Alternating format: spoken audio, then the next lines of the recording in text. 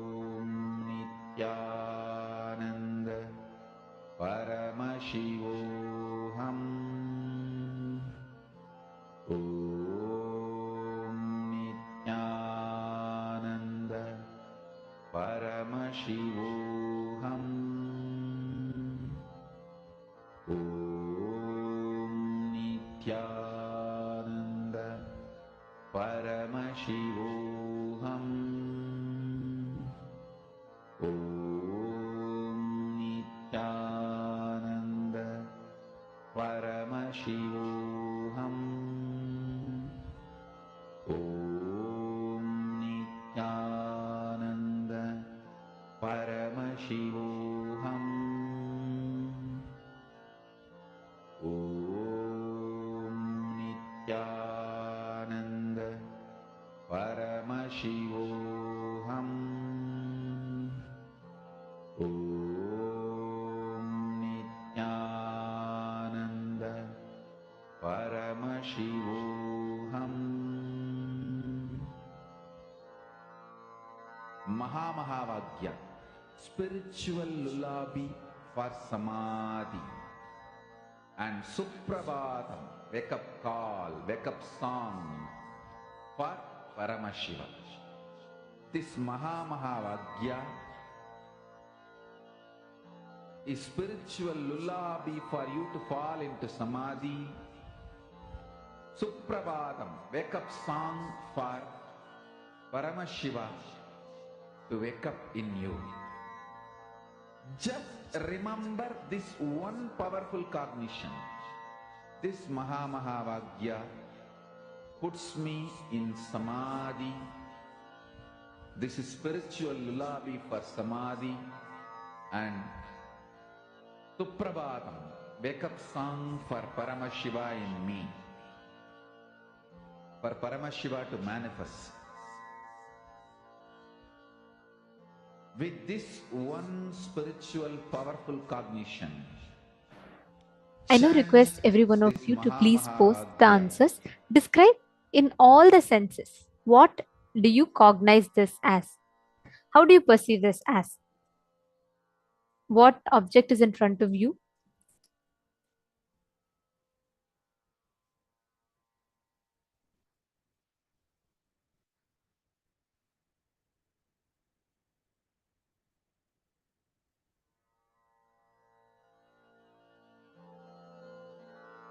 Mahamahavagyam, spiritual lullaby for samadhi, and Suprabhatam, wake up call, wake up song for Paramashiva, for Paramashiva to manifest.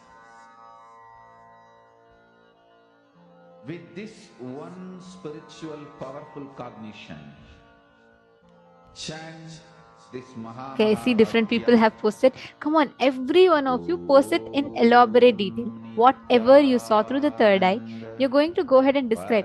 In the male participants room, can I request every one of you to participate? All the male participants, the male bodies that are here.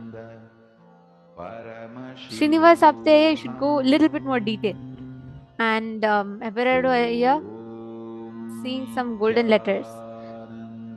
Okay, see, Everardo here, describe what taste you experience when you actually see this. What is the taste that you experience? Lauren there, very good. Okay. Okay, I'm going to now be sharing the answer with you all. The picture that we projected for you all is a close-up of ice. It's just ice cubes. It's just a very zoomed in picture of ice cubes.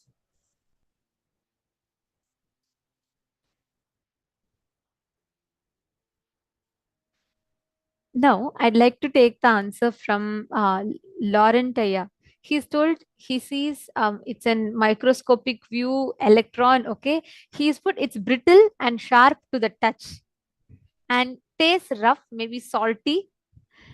Actually, it's very close. Do you see what you have described is very, very close. And Everardo Alfaroya got water-like blue malleable substance. Wow. This is how each of you have started manifesting. See, every single time you describe in detail whatever your third eye shows you, you will see that details will take you to be able to start getting you will clearly be able to start seeing it after that.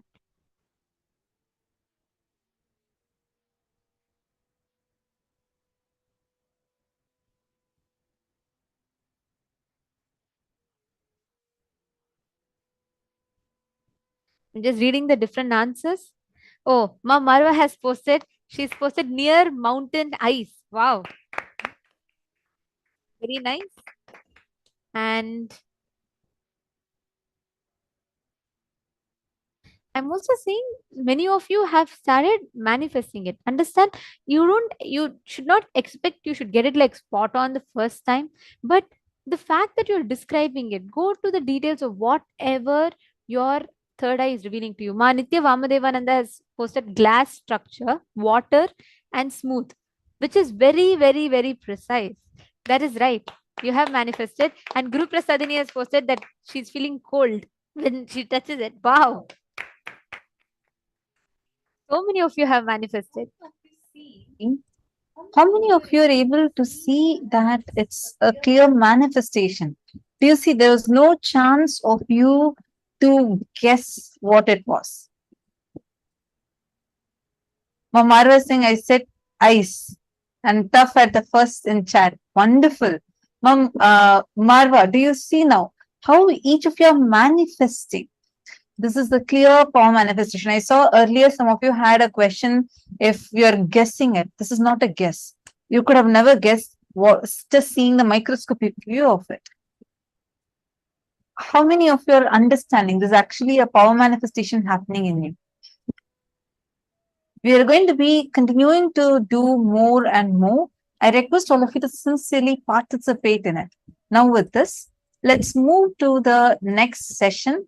This session is directly from the Mrigendra Agama, Shiva Vidya from Mrigendra Agama, where Swamiji is going to be explaining about who is Bhagavān Sadashiva Murthy, what does each of his 25 heads actually mean. Let's listen to the revelation now.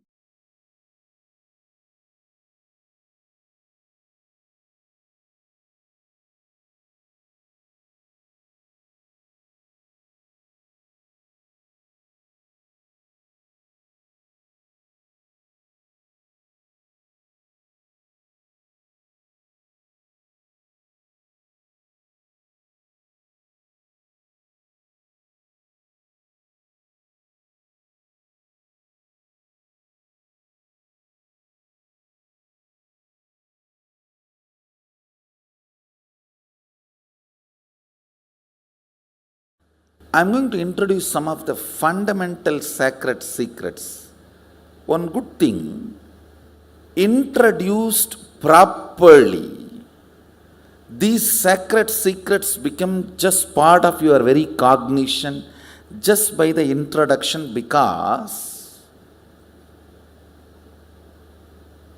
they are real. Give me little friendly ear, that's all I want. I commit with you, I'll make the cosmos into your experience. Fundamentally, few understanding. Please listen. You are made of the same material in which Sadashiva is made. In Sanskrit, the word dhatu is used. You cannot literally translate that word. The word has no equivalent English word. So, I am creating my own word. Sadashiva wax. I am just trying to map that word dhatu into English. There is no equivalent word. Lot of Agama words have no equivalent word in English because the concepts are too big.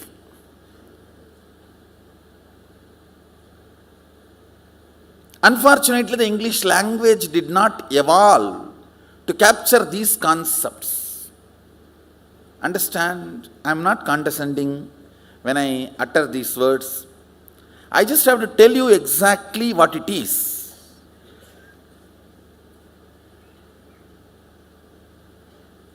So upfront I want to tell you I am not condescending, and I neither have a superiority complex nor have an inferiority complex. I am neither arrogant nor humble. I am not humble. See the way I am sitting, the throne.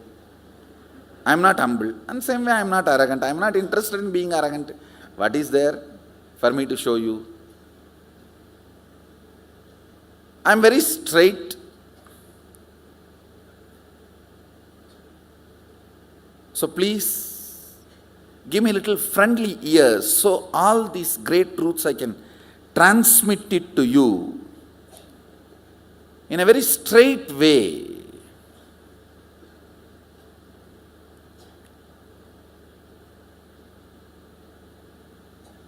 So this word, when I utter Sadashiva wax, you get a certain idea. Oh, it's a kind of a wax material in which Sadashiva is made. I am also made in the same way, same material. So this understanding, this thought current is captured in that one word, dhatu. Mahadeva uses the word dhatu in this to explain this thought current. So I wanted the original Sanskrit word to be introduced. Reason one, so I will not forget it. Every time I will repeat. Second, when I give the original verse, you will find this word as a key word in the original verse. You are made of the same material in which Sadashiva is made. Mahadeva says in Mrigendra Agama, as my own extension, when I decided to become many, to celebrate my existence, I manifested whatever is experienced as reality. Let me repeat. Listen. When he decided, I am using the word he so you don't feel offended, but it's me, I. At least when I am teaching you this truth, I am simply radiating, only then I can put me in you. The me in me is only sitting as me in you. These two only is talking to each other. Understand, I can only talk to me and give my understanding. I cannot talk to anybody else and give my understanding. So the me resides in this as me, is residing in all of that as me, so that me, through this me, talking to me. And now I am telling you, please understand, Mahadeva is very clear. Even when you are struggling to realize his existence as you, he is you. Understand? I am repeating.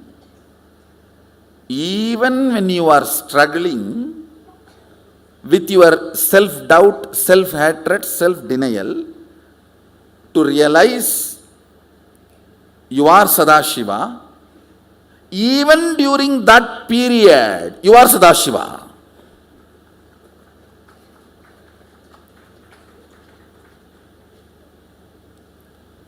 So you do not need to feel shy to tell yourself and others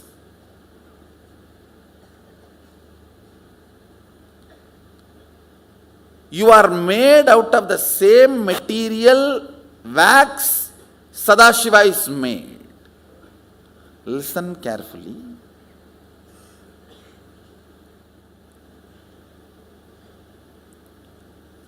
Getting offended is nothing but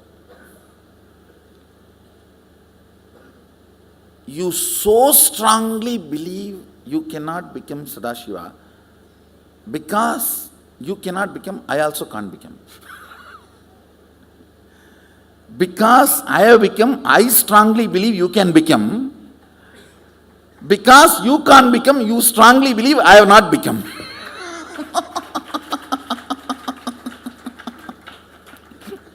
And this is what is the whole fight going on.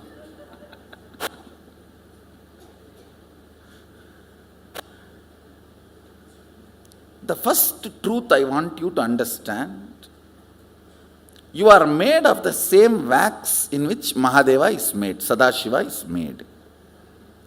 Second, see, I am taking you step by step because I am going to give all the original verses.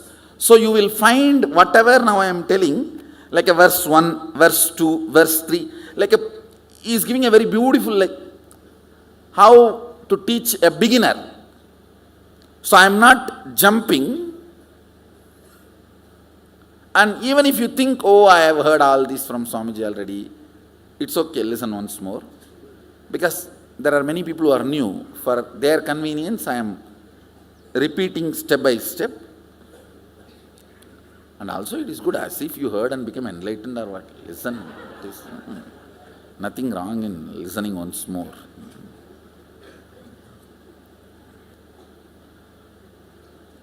So till you become enlightened, listen again and again and again. That's all. So second, listen. Mahadeva says, I became many to celebrate my existence.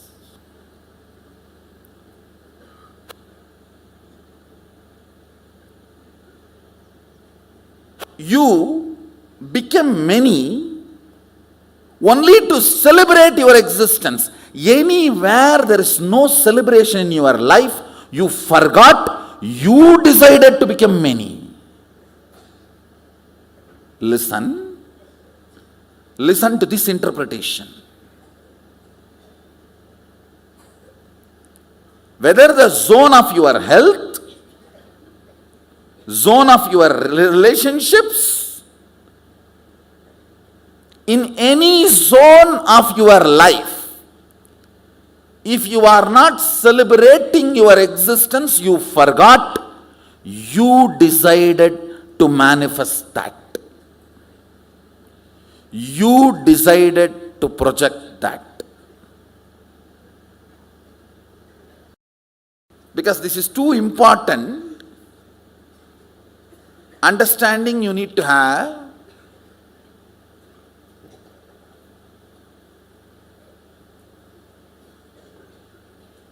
Wherever you are not celebrating your existence, whether your health, your relationships, your wealth, your relationship with humanity, your relationship with life, your relationship with nature, your relationship with existence, your relationship with cosmos, anything you forgot, you decided to become that. You decided to manifest.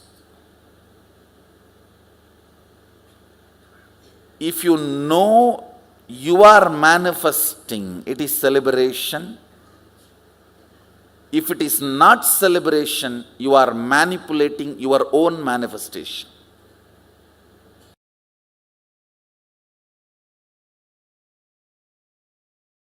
I am going to introduce Mahasadashiva, all his aspects and dimensions. Even if you don't intellectually catch it, it's okay. Just sit.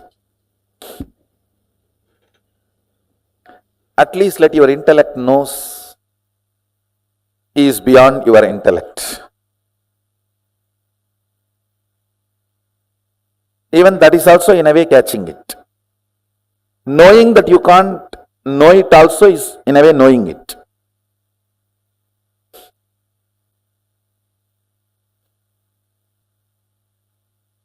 So you can see Mahasadashiva's,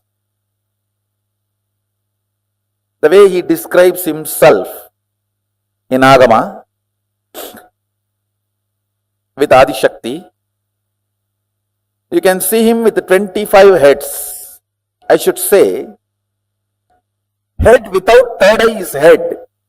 The moment third eye is awakened, it's no more head, it's identity. Head becomes identity when third eye is awakened. Till your third eye is awakened, even if your head is cut, no use. Nothing is lost. Because nothing worthy is there in the head. Once the third eye awakens only, you become an identity. So, because your existence is needed. Your existence is needed for you, for society, for humanity, for the universe. Till third eye is awakened, your existence is nothing more than this animals in the slaughterhouse. People look at that only as a next day meal. It's not looked as an animal. Of course, that is not right. That is the next. So you can see him having 25 heads. First layer 9, second layer 7, third layer 5, fourth layer 3, last layer 1. Listen, actually this 25 is not number 25. It is just countless. Any identity is part of Sadashiva. Then it is zillion or zillions and zillions. It's countless. Listen, first unit, length, all of you understand, your logic. Breath, your visualization or emotion, heart. Understand, as long as there is only length and breadth, only these two exist. But when the length and breadth gets matured to depth, not only depth is born, in depth there are many other things born. Listen, when there is a water and land, these two are separate two units. When the water and land gets mixed, not only the fertile land is born, in the fertile land multiple things are born. How many of you are catching it? That multiple things in depth, when the length and breadth operates, the first thing starts is Shabda. Shabda. In depth, length and breadth crisscrossing. Your visualization and your logic crisscrossing. In depth manifests Shabda. Like one man, one woman becoming husband and wife and living in a home creates Shabda. Man is length, woman is breadth, house is depth. It is not just length, breadth, depth. Now the side effect starts. So that is why from the head of the depth, the multi-dimension starts.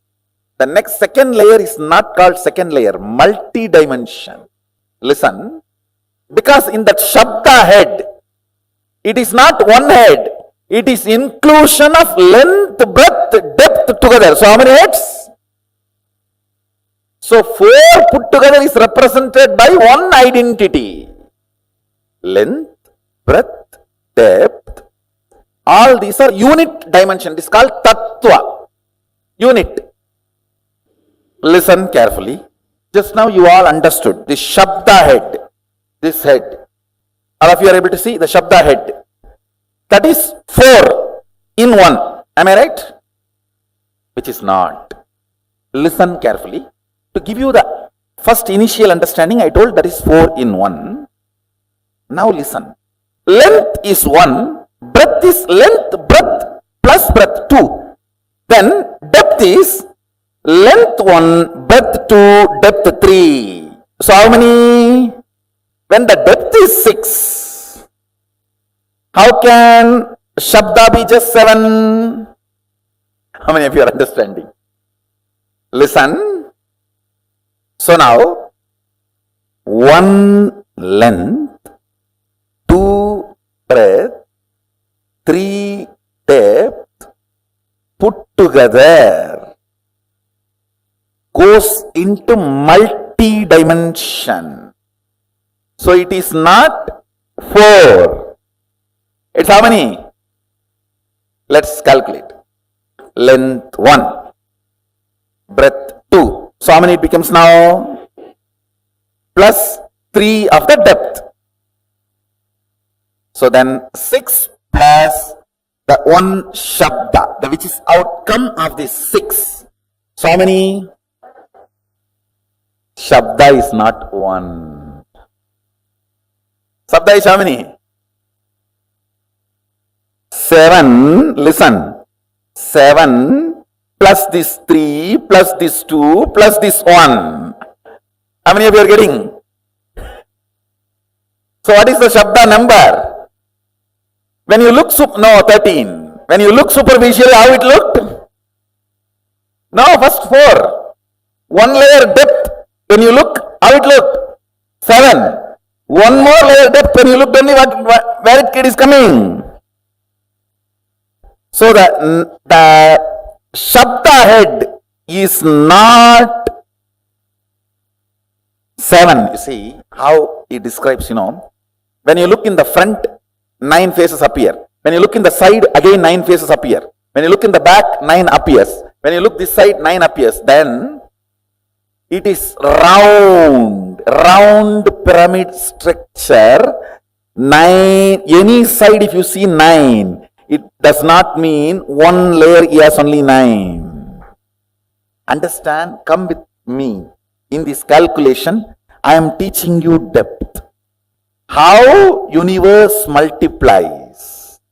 How life is multiplying. Shabda. Tell me now. Length is 1. Length 1. Breadth 2. Depth 3. So in depth, how many heads are there? So now, this gets into Shabda, where Shabda, when it is, see, till your child is born, he is part of both of you. The moment he is born, he is one independent entity. The moment Shabda is born, he is independent entity having all length 1, breadth 2, depth 3 as part of him. Because he has become independent, he himself has 1 more length, 1 more breadth, 1 more depth. Everyone is catching? So it is not plus, it is multi. Universe is multi-dimensional, not universe. The word itself is too small. Multiverse is the right word. Now, when time is added to the length, breadth, depth, the next dimension, next unit is time. But understanding this in your cognition is very important. Time, when it is added, time is not 4th head, 4 head together, which is not 4, which is 1 plus 2 plus 3 plus 4.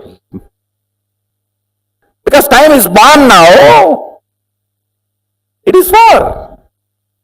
Now, when the time and Shabda gathers, forms Nada. Nada means defined sound. If the time, with the time, when it forms rhythmically, it is called Nada. Shabda is wild sound. Nada is language. You understand the difference? Shabda is wild sound. Nada is language. Shabda is wild river. Nada is embanked canal. Nada Kala is pure drinking water. I'll explain about that next. It is in Nada Kala your will is created. Understand, your will does not belong to a language. Sometimes even what you don't describe will become reality because it belongs to intelligence. See, when you create a will to manifest power, your wordings will never be adequate. How many of you understood that? The word you generate for manifesting powers, your will, the words you generate will never be adequate instruction. It will be like a legal document only. Unsaid, unforesaid, foreseen, unforeseen. A person who can bring integrity to his thought current only can experience nada kala. Means while you are thinking, completion. Listen carefully. Listen. While you are making a will to manifest power, if you are not comfortable and complete enough about the instruction you generated, and you are feeling very unstable, little incomplete, I don't know whether I did it right and am I completely creating the, all this, how many of you are having? That is what is non-integrity with yourself. That is why insistence on integrity. You understand, integrity is not morality. It is a spiritual power. Ability to make a clear will. Hey, this is it. Leadership, integrity is one and the same. Chastity and integrity is one and the same. Listen now. I am not asking you to practice integrity as a morality. I am asking you to practice integrity to define your nada to nada kala. Means subtle purification in your thinking. Subtle purification in your thinking makes your whole body ecstatic. Listen, there's a beautiful story. Somebody goes to this great Swami Brahmananda, who is literally considered to be son of Sri Ramakrishna. In Ramakrishna mission, Swami Brahmananda has a higher place than Vivekananda. If you are an insider, you will understand. Brahmananda is considered to be the spiritual son of Ramakrishna. This Brahmananda Swami, somebody goes to him and asks, I want sannyas. I want to be brahmachari and sannyasi. He was actually sitting and peeling that potato, Bengalis. Potato and sugar. Even if they want to commit suicide, they will add that in the poison and drink. Bengalis, even if they want to commit suicide, they will add potato and sugar in the poison and drink. Only then they will commit suicide. If there is any Bengali, don't feel offended. So he was peeling the potato. Mach mishti tamak, that is their life. He gave the potato to that boy, young man, and asked him peel. That guy was shocked. I came for sannyas and he's giving me the potato and asking me to peel. He peeled one potato and the Brahmananda Swami took the potato and said, you will not be a sannyasi, get lost. I won't admit you in the monastery. No admission, rejected, get lost. He says this only. The subtle clarity in thinking. A level of integrity is required for chastity. Sometimes my administrators who work around me, I'll tell them, the person would have done a mistake in accounts department. I'll say, hey, she's not chaste. He is not a brahmachari. There's a hole in the pot. He cannot be sannyasi. They will think, how can I make such a big observation for some 30 rupee, 40 rupee accounts missing? It is not what has happened. It is from where it has happened. The Nadakala. understand this whole detoxification is to raise your Shabda to Nada, Nada to Nadakala. To bring you more and more integrated to your thinking. That's all, nothing else. What you want, if you can tell yourself, you can get it because you are Mahadeva. Understand? Length 1, breadth 3. How many of you are understanding? It's not 2. It is 1 plus 1 plus this one, 3.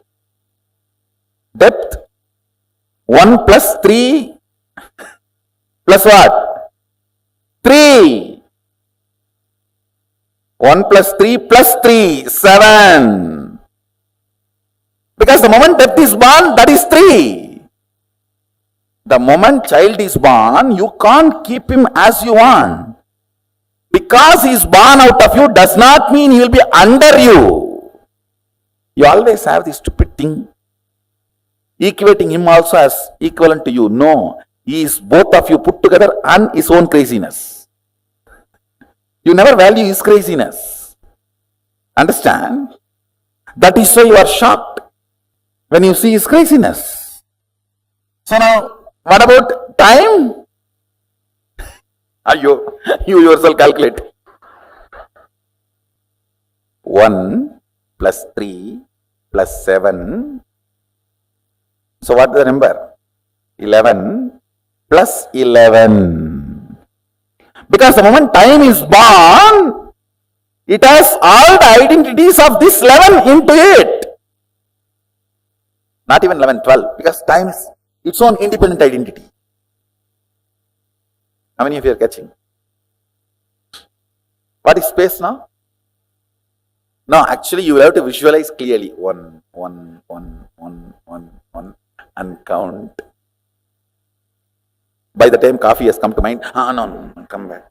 1, 1. I am not confusing. I am making you guys understand the futility of your mathematical length.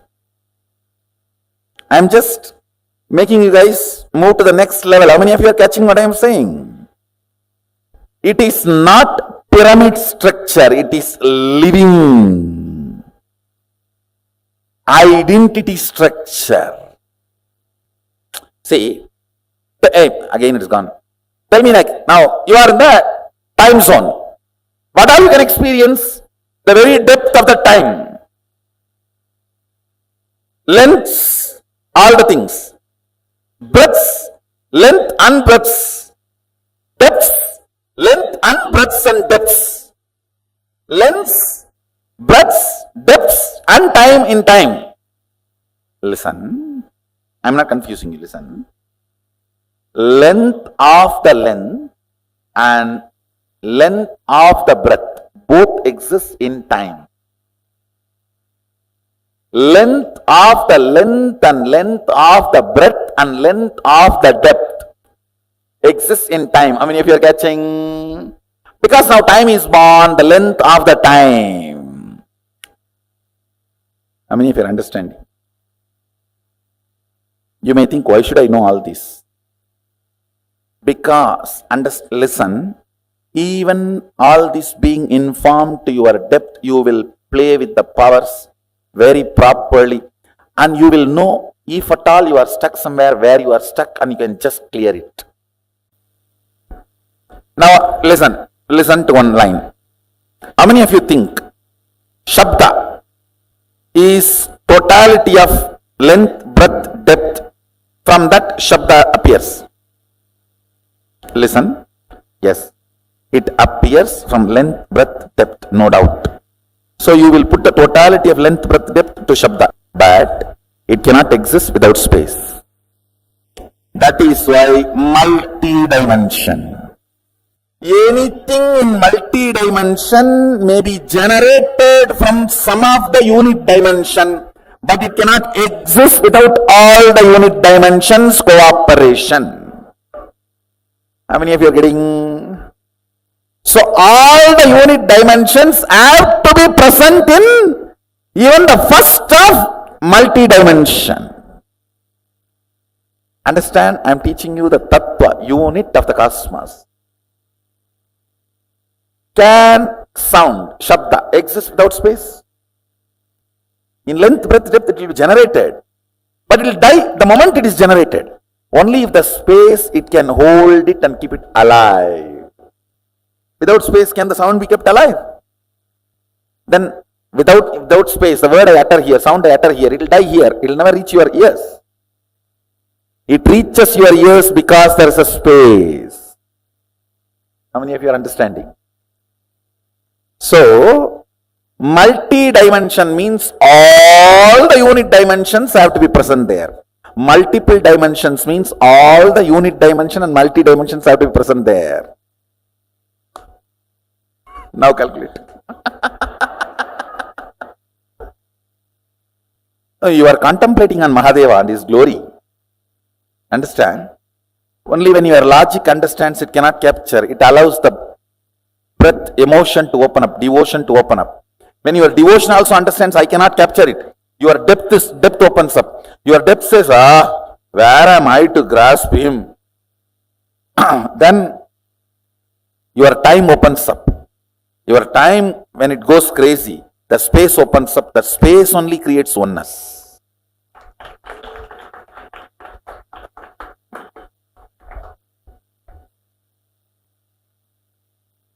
Listen, engaging with infinity is not to measure it, but to get disappeared, dissolved into it. So till you dissolve into it, you have to engage with it. You cannot say, oh, it is infinity, so I am sleeping. No.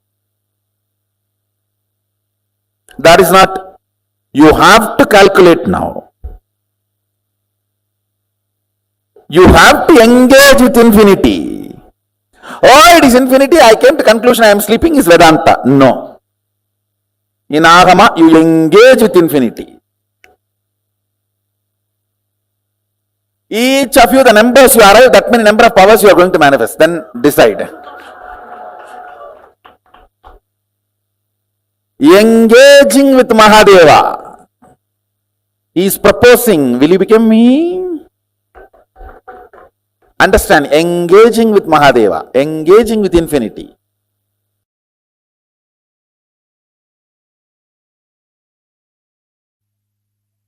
Now I will complete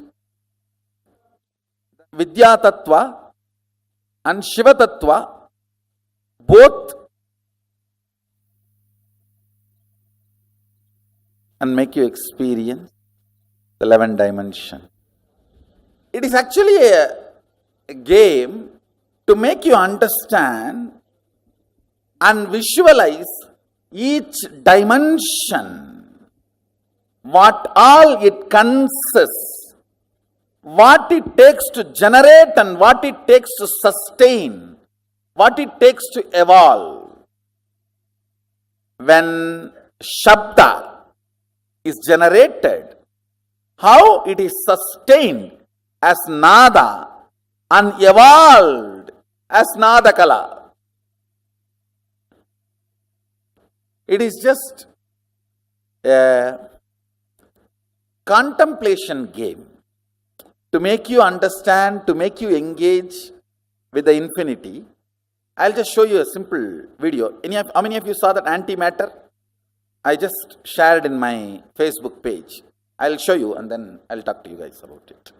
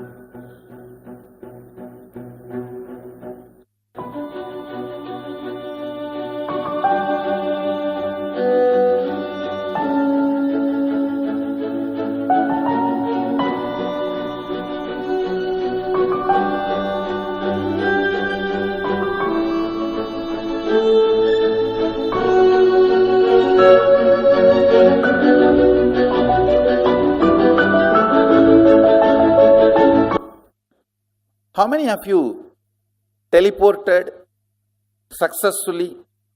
At least once, raise your hand. All of you already produced antimatter. Understand, only if the vibhuti here, bhasma here becomes antimatter, it can travel and settle down in any place and become matter. Listen, I'll project now. This other side is just antimatter. How many of you are catching? The other side of all the heads, avyakta.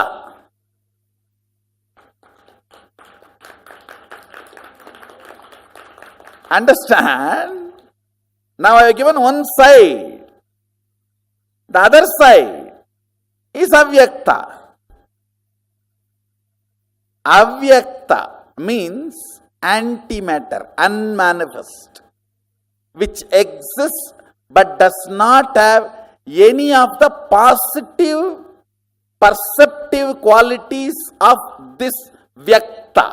Listen, vyakta means which exists and can be perceived with a positive definition.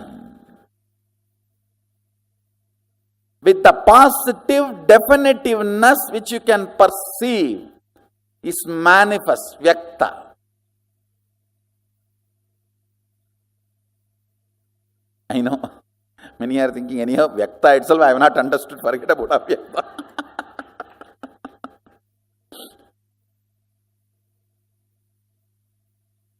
ஏண்டா மேக்ஸில் 100 mark வாங்கினேன், இங்கிலீஷில் ஏண்டா 20 mark வாங்கியிருக்க, அது பக்கத்தில் உட்காந்து எழுதுன கேள்றா, என்ன ஏண்டா கேட்குற? Means one father is asking his son, in maths you took 100 mark, why in English only 20 mark? Father, you should ask that to the fellow who was sitting next to me and writing the exam, not to me.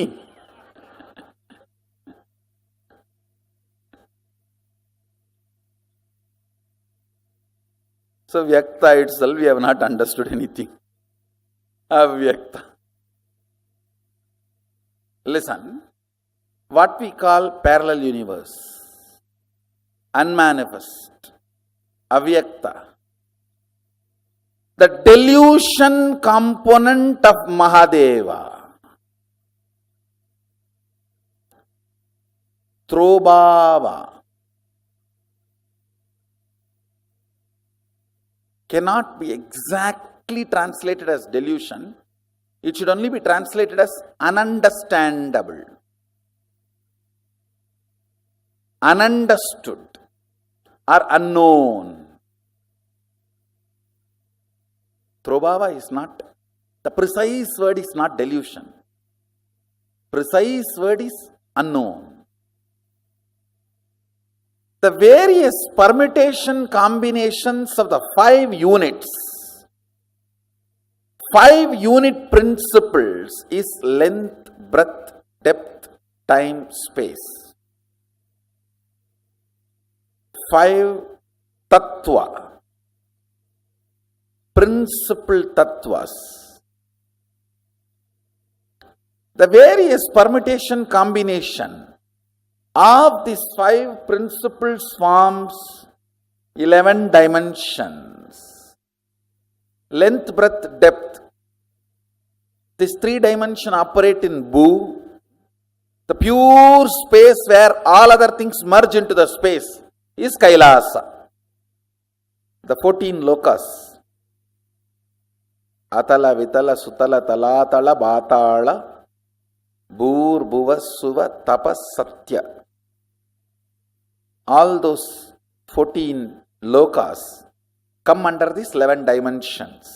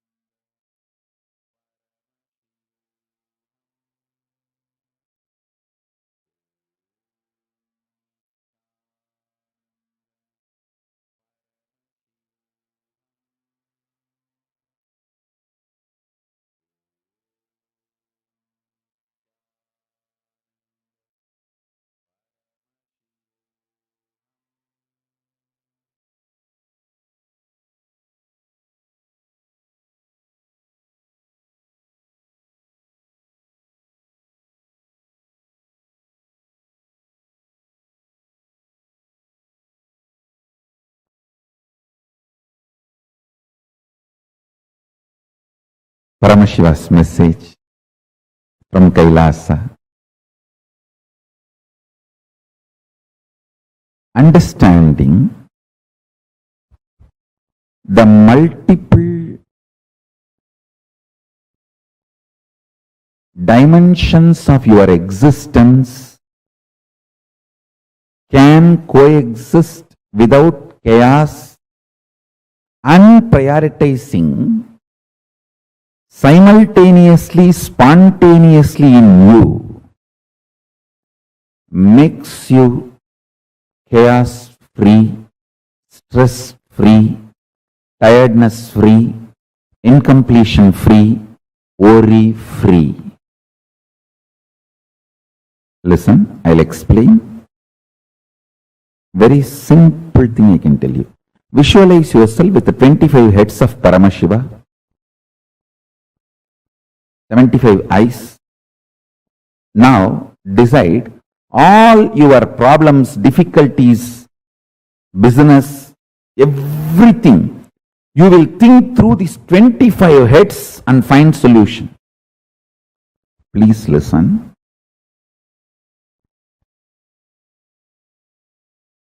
These visualizations like 25 heads of Paramashiva, 75 eyes of Paramashiva, 50 hands of Paramashiva, all these expands your conscious elasticity.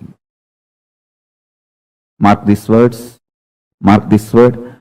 Conscious elasticity means capacity to conceive larger ideas, ideologies, principles, theologies without getting broken or damaged, feeling consistently all the multi-dimensions of your existence and the cosmos is organized, centered on you, your consciousness. Listen. If you feel in the waking state who you are and in the dream state who you are is absolutely unconnected and not even able to have connection, be very clear, it means you are highly stressed and almost broken inside.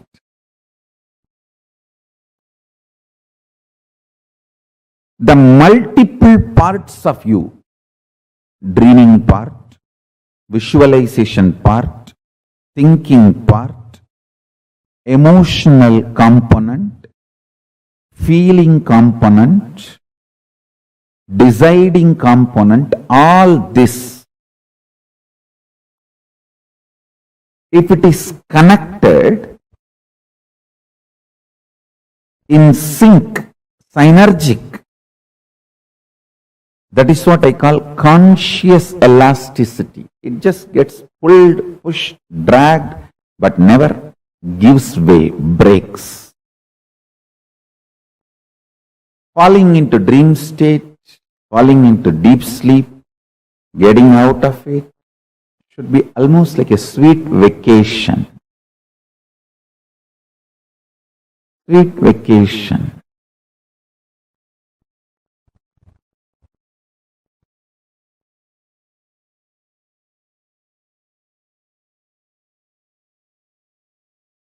Conscious elasticity, your ability to be in Nirvikalpa Samadhi, absolute unclutched space, and your ability to be fully, passionately involved with life,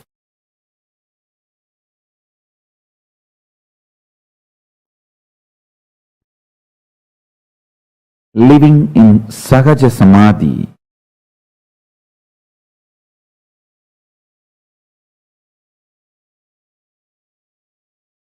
first, it is possible. Second, It is supposed to be built consciously. Third, human brain is hardwired for it.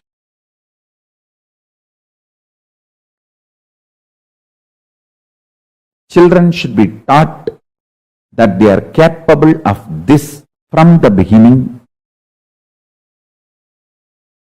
Even if human beings have missed learning this science as children, when they were child, they should be taught as early as possible this whole science of Sahaja Samadhi. Understand? Let me come back to the subject I was talking. Visualize you with 25 faces. I tell you, every day you are also doing all these 25 actions. You are creating something, you are maintaining something, you are rejuvenating something, you are pulling yourself out of delusion sometimes, you are liberating yourself sometimes. All these 25 actions you are also doing, but with a lot of conflict, stress, friction, fight, internal chaos, because you do not understand all these 25 can coexist in a very orderly way. If you can organize your inner space and understand this 25 constantly is happening in you in a very orderly way. Please understand, this next 24 hours, I want to dedicate this, I want to dedicate it to this one principle. All of you sit and pen down, think, do Vakyartha Sadas on this one principle. How you are doing all these 25 actions of Paramashiva in your life every day. Understand? Macrocosm is Paramashiva, microcosm is you. You are the microcosmic version of macrocosm Paramashiva. Brahmanda is in Pindanda. Brahmanda is Paramashiva. You in your body, in your Pindanda, is direct version, reflection, representation of that Paramashiva in all its glory, capability, possibility and powers. You are blueprint of Paramashiva. Conscious elasticity. If you visualize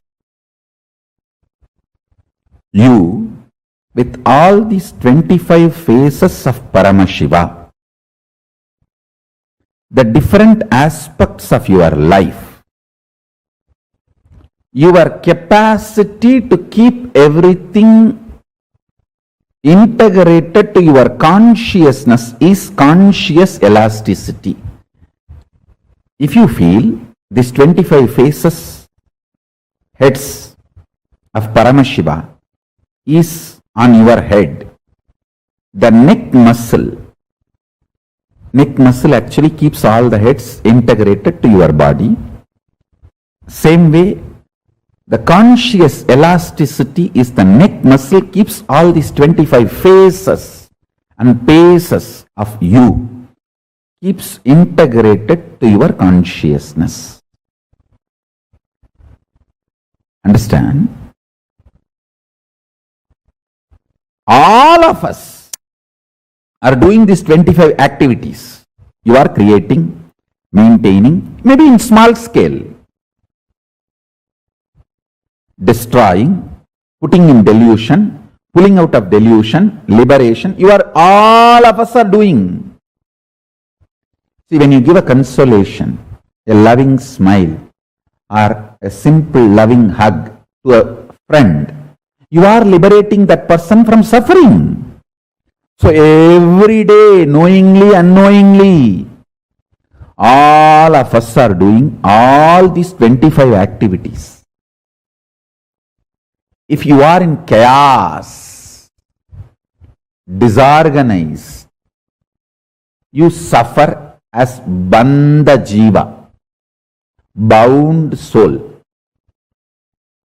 If you become organized, understand these 25 phases of you, is part of you, and integrate them by building a conscious elasticity, you become Paramashiva.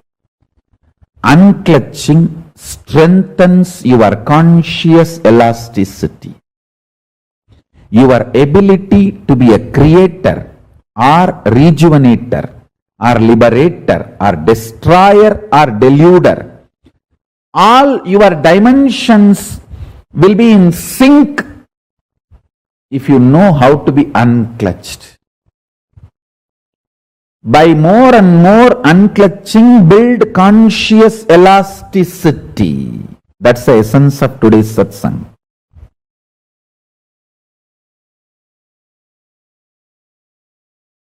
Same way, when we meditate on powerful cognition, our thought current also changes immediately. Mohit Kup Chandani, listen. When you actually unclutch not just your thought currents, your liver, your kidney, your intestine, the very elasticity and plasticity of your brain changes. Listen. Youth means whose brain still retains the elasticity and plasticity for the new, exciting, enlightening life, intense life. Youth has nothing to do with based on your date of birth, year of birth. Youth means whose brain is plastic enough, elastic enough to manifest the grooves, to radiate enlightenment, excitement, intensity, joy, life positivity, is youth. So when you unclutch, sit in unclutching, your liver changes, your intestine balances, the elasticity and plasticity of the brain, the ability of your brain to develop the new grooves changes. It's no more a dead, frozen stone. It's a living clay in which the new grooves can be formed.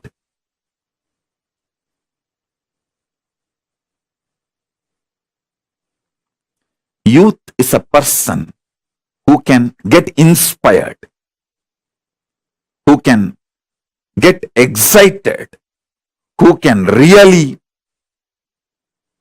awaken himself for developing the grooves of enlightenment.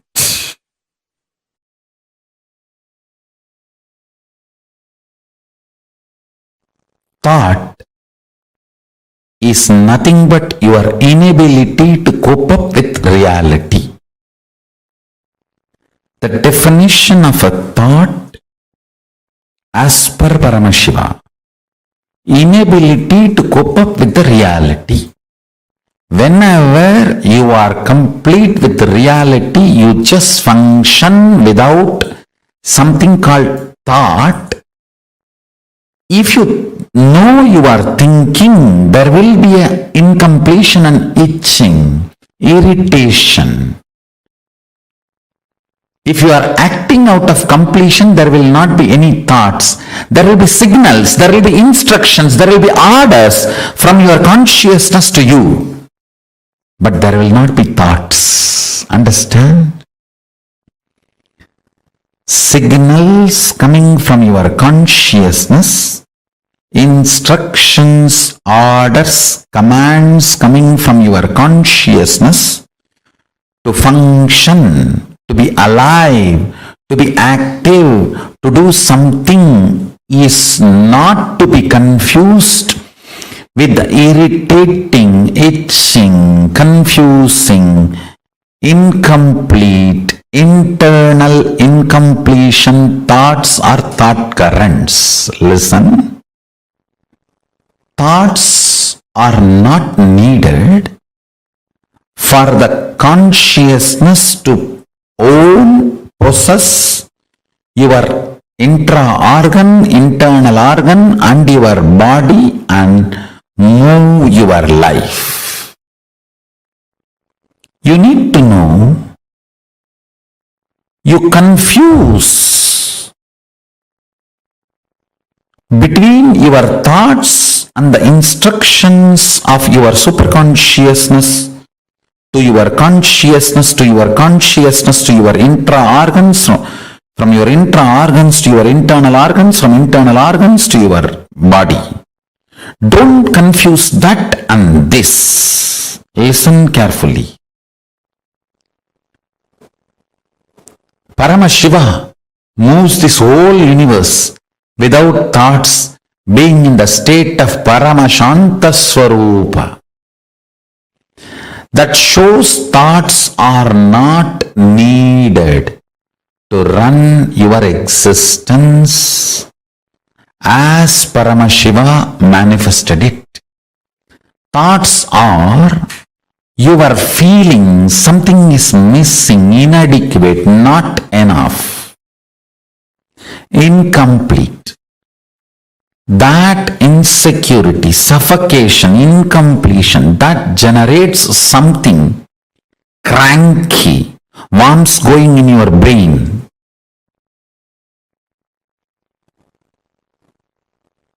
Parasites running in your intestine. That crankiness, the thoughts and thought currents generated by that crankiness is not needed to run your life. This is the most powerful, important cognition you need to cognize. Understand, Hinduism fundamentally does not believe in belief system or faith system. It very clearly explains the methodology of powerful cognition-based functioning system. I am not going to tell you, believe, you don't need thoughts to run your life. No. I am going to say, Shravana, listen, Manana, internalize, Nididhyasana, start living this powerful cognition. So the powerful cognition I am giving you now, Paramashiva, running the whole universe, much more than what we are running in our life. He is running it from the space of Paramashanta Swarupa, without any thought currents, out of pure intelligence. When he can run, you can run. Decide. You will be in the space and state of Paramashiva, Paramashanta Swarupa, and live your life. You will see thoughts and thought currents become redundant. They just fall off from you. Like a old skin getting peeled off and falling. The old hair falling. Old nail falling. Just like old things fall off from you, the ideology you need thoughts and thought currents to run your life will fall off from you. Meditate on this powerful cognition, internalize it. Internalize it, manifest it. Do Shravana Manana Nididhyasana of Paramashanta Swarupa Paramashiva, who is so big, he does not need thoughts even to run this whole universe. Even to run this whole universe, he does not need thoughts. Why do you need thoughts to run your life? Too small. Decide to be in his space by listening, internalizing and manifesting this powerful cognition in your inner space. Live and experience thoughtless space. There is a space below your heart center, above the navel center, Anandagandha chakra, where all the 21 chakras, above 7, middle 7, below 7, all the 21 chakras merge in. In that Anandagandha space, remember, you are Paramashiva. What you feel as Paramashiva, what you feel as I and Paramashiva is one and the same. With that decision to cognize Paramashivoham, Paramashanta Swarupa, Paramashivoham, he will manifest more and make you cognize you don't need thoughts and thought currents to run your life. Without thoughts and thought currents, just by directly manifesting his intuition and Paramashanta Swarupa, you become more and more efficient,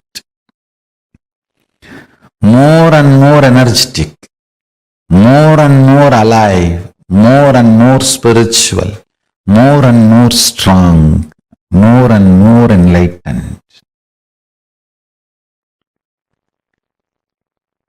Your breathing and his breathing is one and the same. Please understand, this is the real good news he wants to tell you.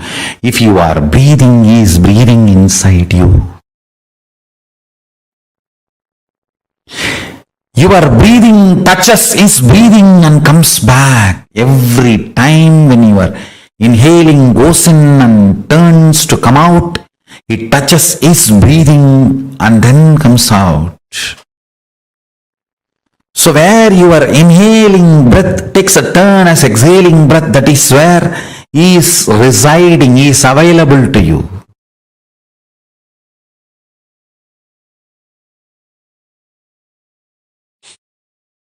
Listen carefully. This is the most important punch. Even if you are trying to clean up the mess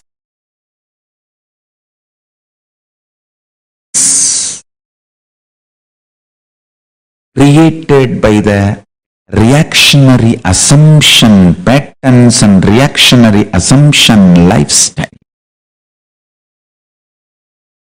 even that will be delusion.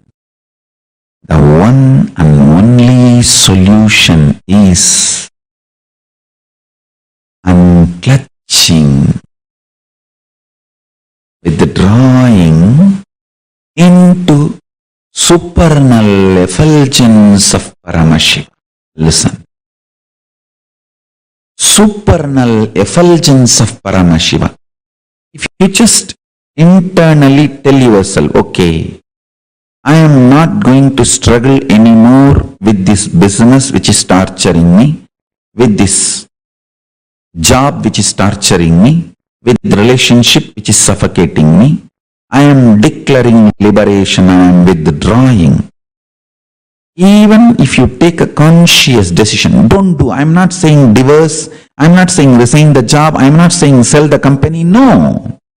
I am saying decide to create an inner space for yourself where you are not constantly functioning out of reactionary assumptions. This is what I call liberating cognitions, liberation principles. Withdraw. For 2 days till, I'm not going to get involved. Let me have my space. Let me sit with supernal effulgence of Paramashiva. Let me sit with Swamiji and talk to him. The supernal effulgence of Paramashiva.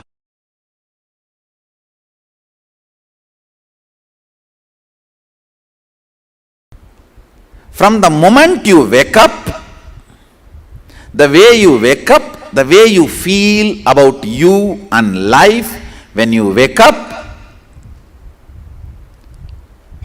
and why you eat what you eat, why you do things what you do in the morning, how you run your life, why you do what you do in the daytime, how you handle you when you are up, how you handle you when you are down, how you handle you when you are feeling you are gaining whatever you want, how you handle you when you are feeling you are failing in what you want. This whole cognitions, the bunch of cognitions, is what is called Swatantra. Right cognitions about you, life, how to handle yourself when you feel what you want is happening, and how to handle yourself when you feel what you want is failing, and how to handle you when you discover what you want itself is what you don't want. What you want itself is not what you really want. What you want, whether it happens or not happens, is called explosion. Explosion of joy and sadness. If you realize what you want is not what you really want, it's called implosion. During the implosions or explosions, how you hold you,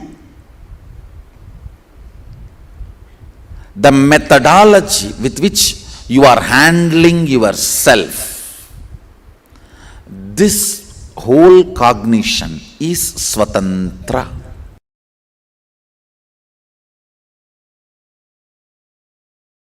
Listen carefully. Shanti means able to see the gap between what is the instinct of the I and what is the instinct of the mind. That is Shanti. Able to see inside your inner space. The thoughts generated in you, are they from mind or are they from I? Always the I realizes and releases only powerful cognitions. Always mind realizes and raises only powerless cognitions. It's an eternal law of life. Ability to see the gap is Shanti. Inability to see the gap is Moga. Understand? Worst shade of the lust is not the attachment with another person or the body. It is not the craving or the attachment you have for another person or the body. It is inability to see the cognitions you are carrying are from the I or from the mind. Shanti means ability to see the gap between these two. Is my decisions and ideas, identity is coming from the I or mind? Be very clear. All the great things comes from I and all the worst things comes from mind. Lust confuses you and makes you feel the I is the source of the mind, and many of the decisions of the mind gets the rubber stamp of I and gets executed. That is the worst forgery happens inside your system.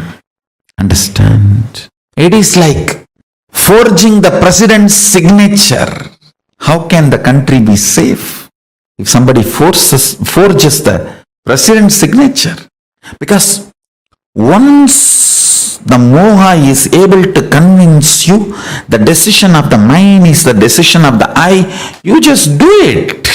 Paramashiva is called as Paramashanta Swarupa. Meditate on this quality. I commit with you, I will program this Paramashanta in you.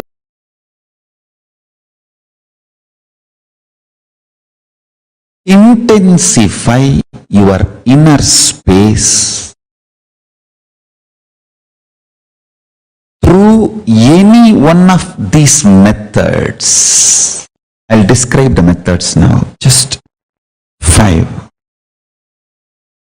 Continuous, unbroken prayer.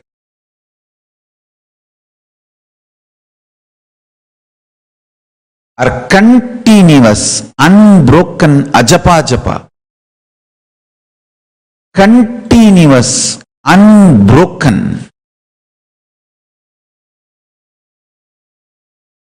Paramashanta Swarupa Dhyana.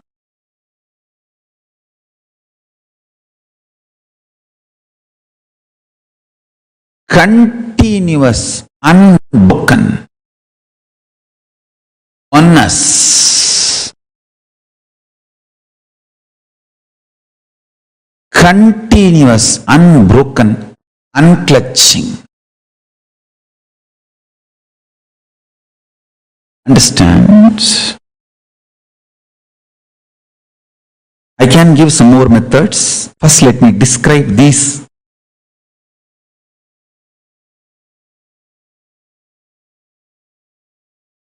Use any one of this or all of it, no problem. See, sometimes you may feel that prayer is so deeply helping you. Do that.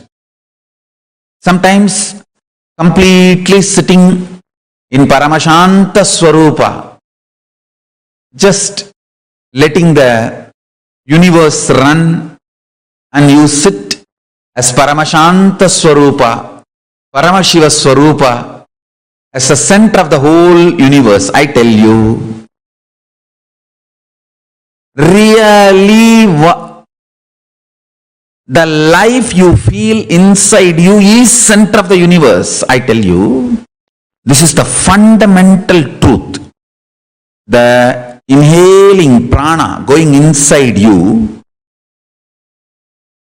touches the Dvatashanta, the space of Paramashiva, where Paramashiva resides in you. Only then it takes a turn and comes out. Understand the first sutra.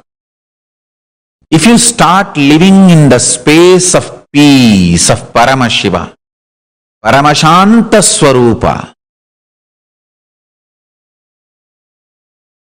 remembering the reality, he breathes, inhales and exhales in you.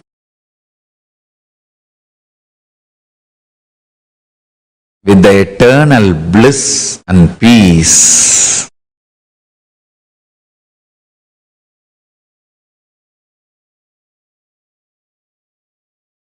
When that becomes Nitya in you,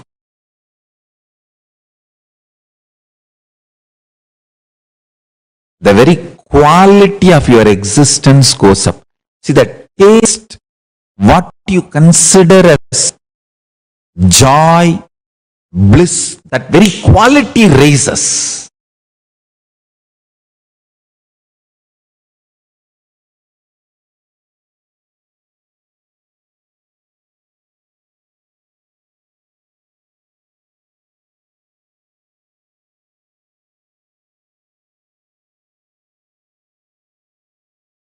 You become beautiful to yourself and to everything everyone around you. You become too cute to yourself. You yourself will start feeling, oh, I am so cute. And everyone around you will start feeling that, oh, he's so cute. That feeling, you feeling cute within you about you, and everyone around you feeling you are cute for them too. That is the fragrance of Paramashiva oozing out of you. That joy Paramashanta Swarupa.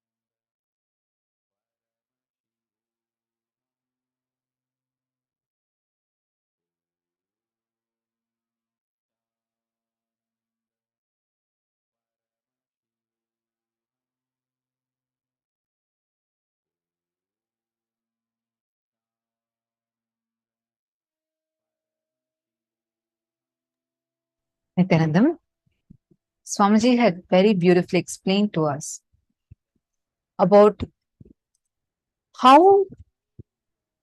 what is conscious elasticity and how this 25 heads of Paramashiva, what does that actually mean? So beautifully Swamiji explained it to us, right? Now, we are going to be taking a few minutes to cognize whatever Swamiji had revealed. I request you all to take a few minutes and please share with us, what did you understand? Come on.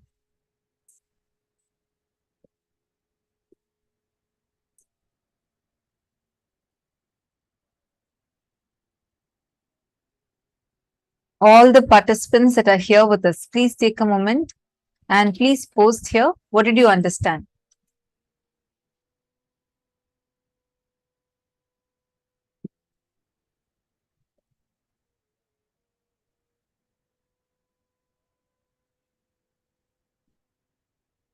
See, Sangeeta Patel, what did you understand as what is conscious elasticity? Take a moment and please share with us. What did each of you understand as conscious elasticity? And why is this conscious elasticity so important?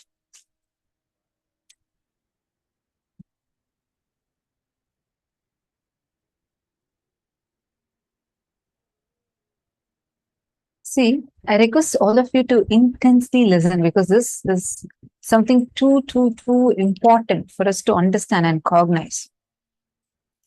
This conscious elasticity is how much we are able to engage without breaking down and go on empowering ourselves with more and more powerful cognitions and engage with reality. This is called as conscious elasticity.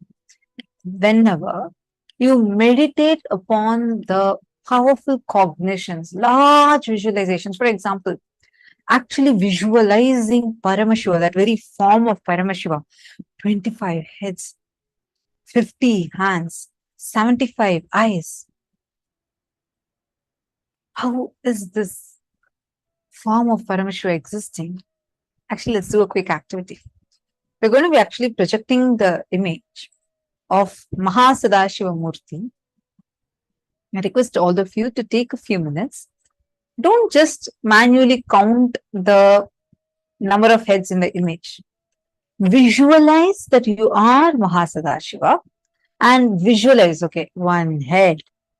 Then in the first row, have one, then there's one here, there's one here. Totally, there are 9 heads in the first row. Then 7 heads in the second row. Like this, you're going to be visualizing and counting, and you're going to post first how many heads are there in each row. You see, it's very easy to just see the image and count, but that's not the activity here. You're going to visualize it. And actually, just By doing this counting, the conscious elasticity in you will expand. You will literally see, suddenly your whole brain will feel like it's expanding. You will suddenly start seeing the whole brain will start cognizing. You will feel like, oh God, it's expanding so beautifully. So please take a few minutes and sit and pen down.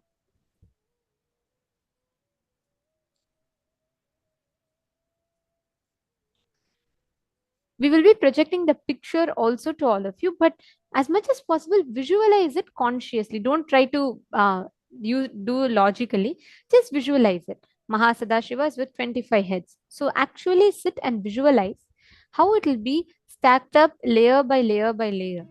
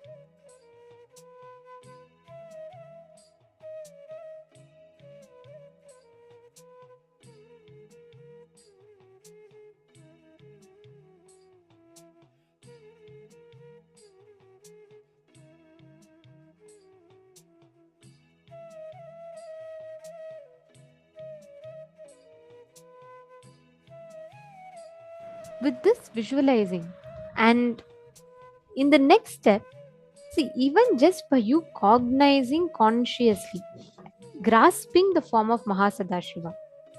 Now, in the next step, let us verify it.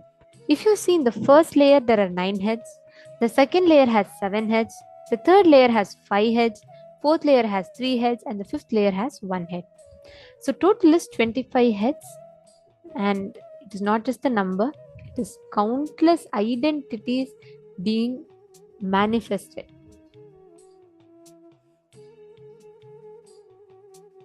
Now, each of us need to cognize and experience this exact truth within us. How we can experience the conscious elasticity and how we can manifest the powers of the superconscious experiences which will directly work on rewiring our brain, rewiring the subtle brain grooves that we carry.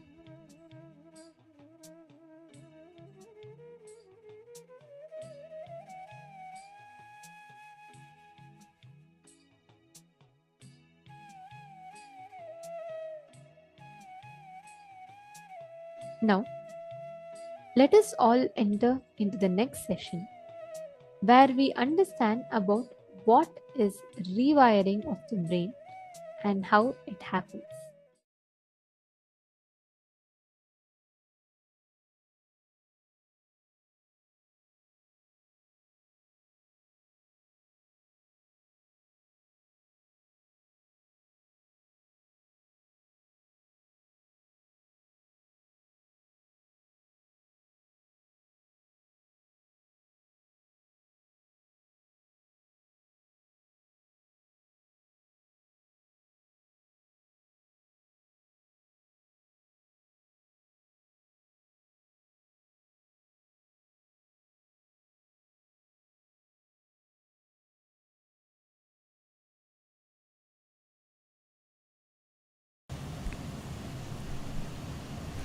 All your actions, which comes from your very cognition, not from your pattern. How to differentiate? I'll show you. If your actions are celebrated by you when you are up or down, it is the actions from your cognition. If some of your actions are not celebrated by you while you are up and down both, then it is your reaction. Understand?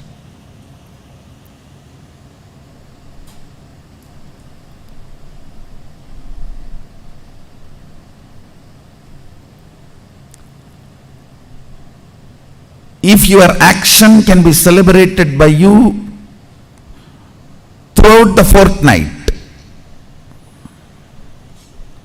it is from your depth, cognition. For women, even one night. It is from your depth. You don't need to wait for a fortnight to go through the ups and downs. That is a blessing in a way, because you have a scale ready-made in your hand. Within 3-4 hours you can find out what you did is right or wrong. Listen carefully. Throughout your ups and downs, if your actions are recognized by you, it is the action from depth, it is not reaction. This is the scale. If your actions are not celebrated by you, it can be even so-called spiritual practice, but it is only reaction.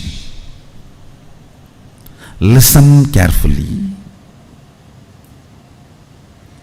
I am not saying all reactions are wrong, but I am saying all actions are right. Understand? All actions are right, but I am not saying all reactions are wrong. Running away from snake is a reaction but not wrong. Running away from fire is a reaction but not wrong.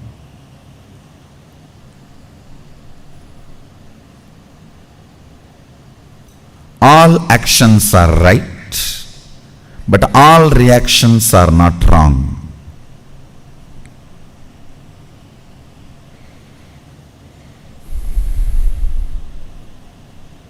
I am literally rewiring your brain. That is why you feel, oh God, what is going on?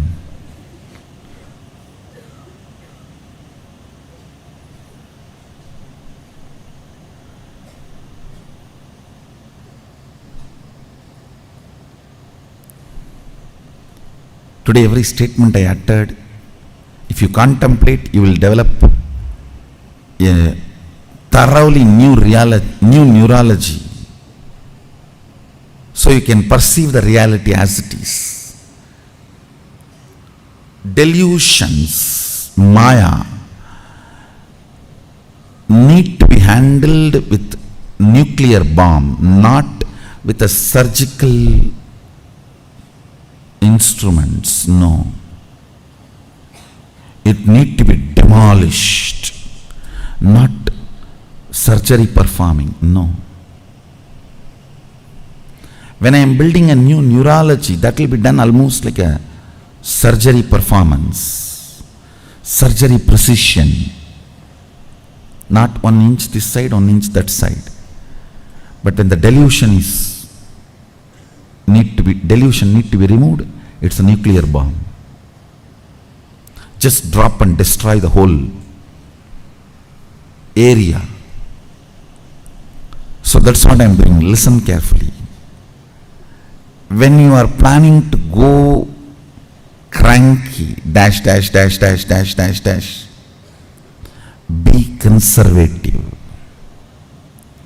Have lot of sensor scales. Is this situation really wants me to go cranky? Is this situation really wants me to go crazy? Is this situation really in need of me getting overwhelmed? Is this really demanding that I should get stressed? Only then things can happen. Understand? Every time you get stressed, you wash your neurology with the pitta layer, which takes almost 2-3 hours of bliss to remove the effect. I should say at least 2 hours of bliss, Shaktipada, is required of one stroke of stress.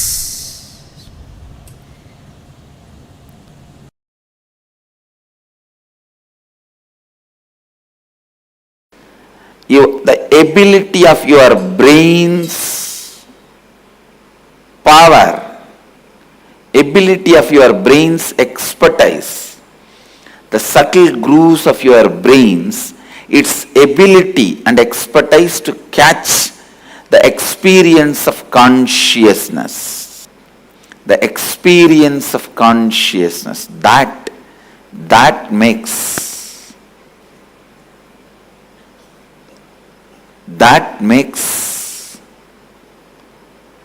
experience of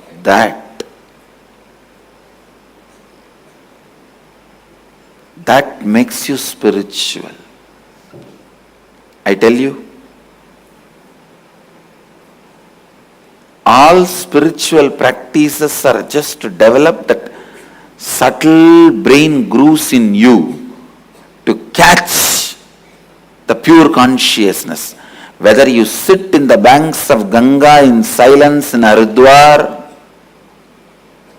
or you sit in the silence of Manikarnika, Mahasmashana in Varanasi, or you sit in the silence of Gomukh, Tapovan, understand,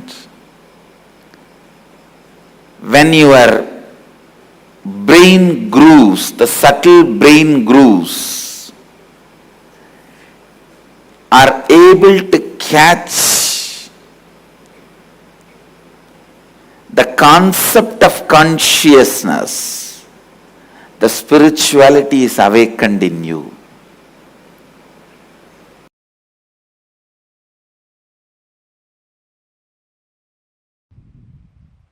Understand, practicing surrender or unclutching or Ananda Gandha Dhyana,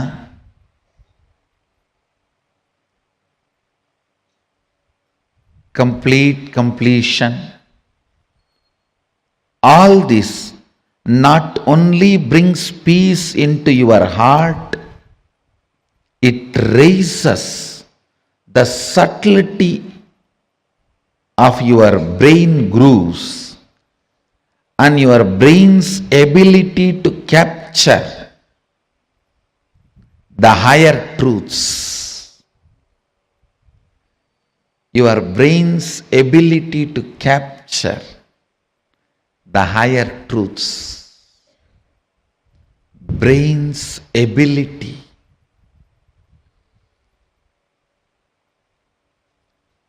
to live the higher truths. Anything your brain is able to capture, it stores as record. The most subtle one your brain captured makes itself as your cognition and life's goal. Understand? Even once if you are able to understand, capture the word Satchitananda, Sat Chit Ananda, the existence, conscious bliss. Anything which is subtle, the most subtlest experience, imagination, visualization, your brain is able to capture, it will make that as a base for its function. I don't need to do anything other than describe how the materialization happens to my balasans, the way they are able to capture. The moment their subtle grooves in the brain captures this, that power will start manifesting in them. Why I am saying balasans? Because they are more ready to listen. Their inner space has more peace. Their brains have more subtle grooves to imbibe what I am sharing. When I explain that science, if you can visualize it, that power will start manifesting in you. Because anything your brain can visualize, it will make that as your basic functionality. If I can explain moving from one body to another body, astral travel, and your brain is subtle enough to capture it, visualize it, you will start manifesting that power. All powers are like that only. You just need the completion space and Guru who properly makes your brain grooves to catch it.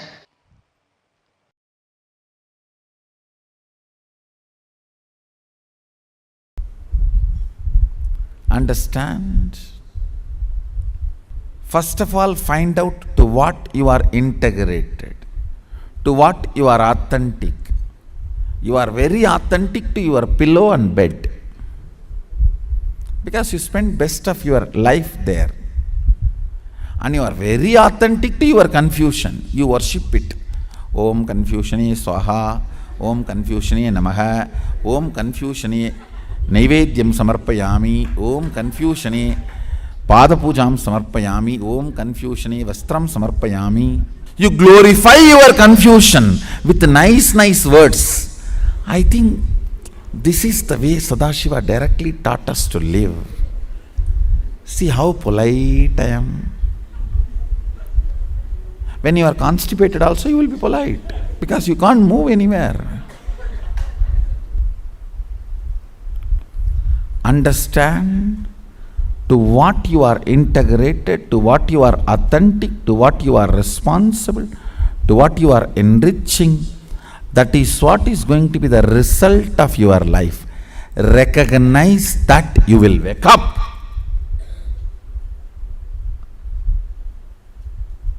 And align your integrity. Align your authenticity. Align your responsibility. And align your enriching. Recognizing makes you manifest the state of Sadashiva. Understand? State does not need to be achieved, you have it. If Sadashiva is 100 unit integrity, you have 100 unit integrity. He is integrated to Turyadita, you are integrated to Sushupti, that's all. But the integrity unit is same. Recognizing the integrity to Turyadita builds an extraordinary, beautiful brain grooves. Is equivalent to recognizing $1 billion is more worthy than the bag full of pennies. That recognition is what I call recognizing.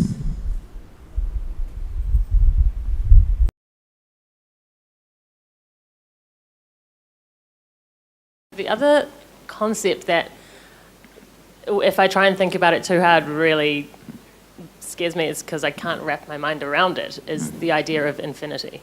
Like, the idea of... You don't have to think, you can't grasp unless your brain grows that subtle grooves which gets awakened by Kundalini. Once the Kundalini gets awakened, then God, the word will become so real for you, the I word will become empty for you. See, when I utter God, it has so much meaning for me. When I utter the word I, it has no meaning other than the word I am uttering. For you, when you utter the word I, it has so much meaning for you. When you utter the word God, it is just emptiness. So the shift will happen when the Kundalini reaches Sahasrara. Okay, cool.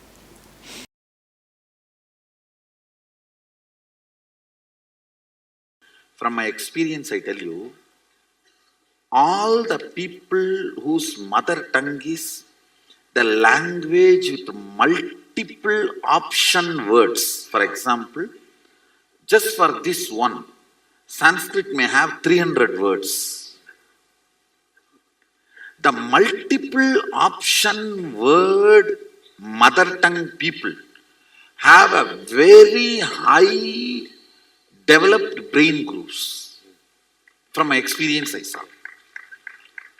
So in a way, I will say, for example, if you utter a word cow, and the time it takes for the English person to grasp the visualization of the cow, and a Sanskrit person, ko, and the time it takes, at least 100. Means the person who knows the Sanskrit catches it less than 100th time with a more precision, because the words there is wide option. So brain by its nature requires to be in high alert when you handle that language.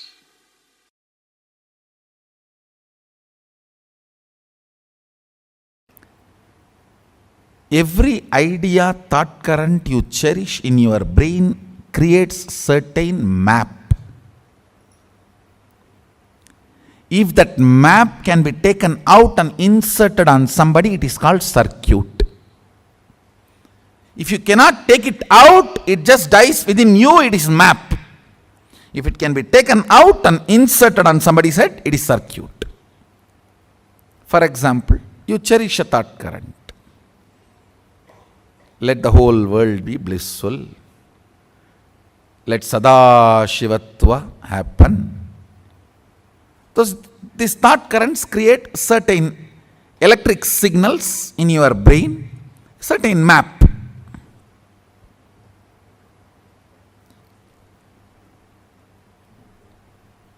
If you are able to hold that stably till the other brain vibrates to the same frequency, it is called circuit. Understand? My Sadashivatva, I hold on to that till all of you are able to reverberate to that frequency. That is what is initiation. One good thing with your brain is it always goes towards the bright side. Like a water always flows towards the lower end, your brain, any higher frequency, it always flows towards it. That is why almost everyone says, when I sit in front of Swamiji, all my problems are forgotten. That is why when I want to make some decision, cherishing my problem, I don't want to go in front of him. Because my mind will change if I go in front of him or if I talk to him.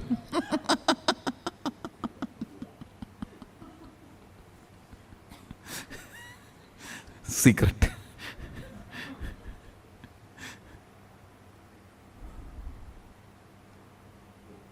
See, when I initiate all of you into powers, it is nothing but I just hold that power circuit and sit quietly, so all your brain starts reverberating in the same frequency. So this map becomes circuit in your system. See, if it is only in your brain, it is called map. If it can be reproduced, it is called circuit. That's all. If it becomes alive to reproduce itself, it is called circuit. Like if a lady remains single, she is lady. If she gives birth, she becomes mother. So map is a lady, circuit is mother. That's all.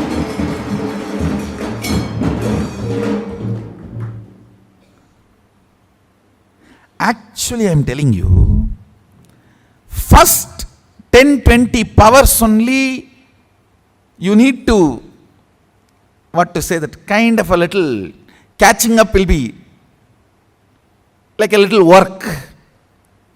Once your brain starts catching up even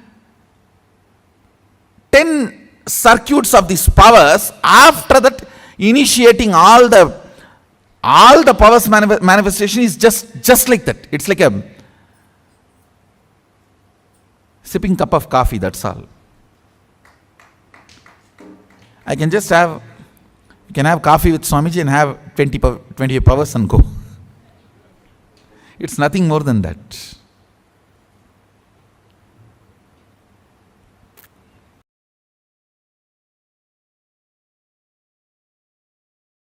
Listen to this great truth. Declare your integrity to Paramashiva. Request Paramashiva. Only with His grace you can even bow down to Him. Ask Him to give you the grace to bow down to Him, connect with Him and have devotion and manifest Him.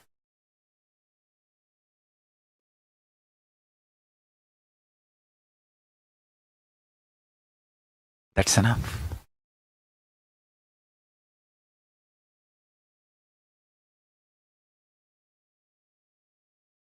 That's enough.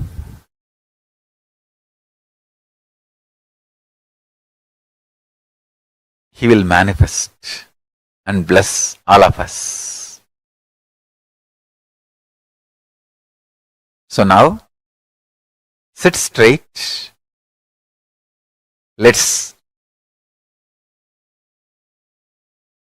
dissolve into Paramashiva. Let Paramashiva manifest now in all of us. Sit straight with the original verses, original words of Paramashiva.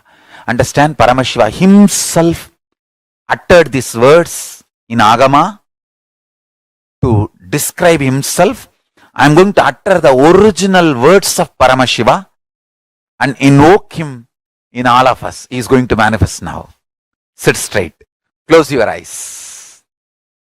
Om Satyo Jatam Prabhatyami Satyo Jataya Vai Namo Namaha Bhave Bhave Nati Bhave Bhavasvamam Bhavodbhavaya Namaha Vamadevaya Namo Jyeshtaya Namah Sreshtaya Namo Rudraya Namah Kalaya Namah Kalavigaranaya Namo Balavigaranaya Namo Balaya Namo Balapramadhanaya Namah Sarvabhuta Damanaya Namo Manonmanaya Namaha Akorebhyo Takorebhyo Gora Gora Darebhyaha Sarvebhyo Sarva Sarvebhyo Namaste Astru Rudra Rubebhyaha Tatpurushaya Vitmahe Mahadevaya Dhimahi Tanno Rudra Prachodayat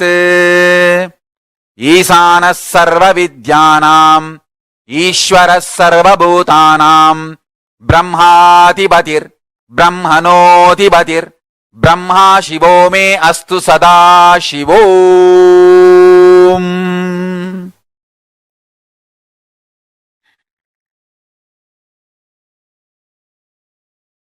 Meditate on Paramashiva with 25 heads.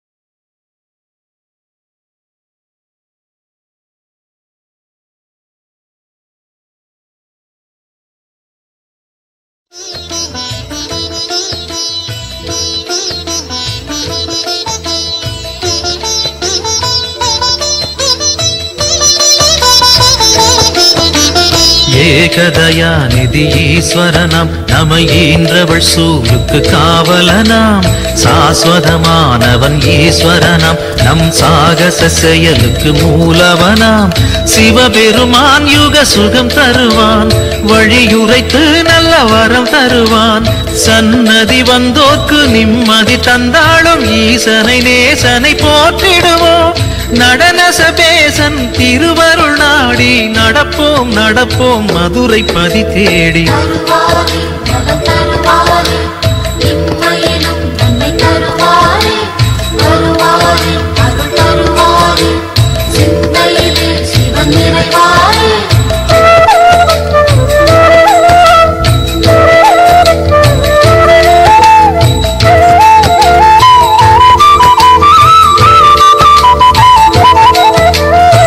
நஞ்சுண்டநாதர் Sivan போற்றி அந்த சந்தியா காலத்து சனி போற்றி நவசந்தி தாண்டவ குரு போற்றி அந்த மகா பிரதோஷ நாள் போற்றி தேய்பிரையில் அந்த வளர்பிரையில் தேடிச் சென்றால் அருள் கூடிடுமே நர்த்தனம் காட்டும் ஆடிய பாதம் திருமுகம் கண்டால் நலந்தானே தேடிடும் கண்களில் ஆடிடும் பாதம் தெரியும் தெரியும் இது நிஜமே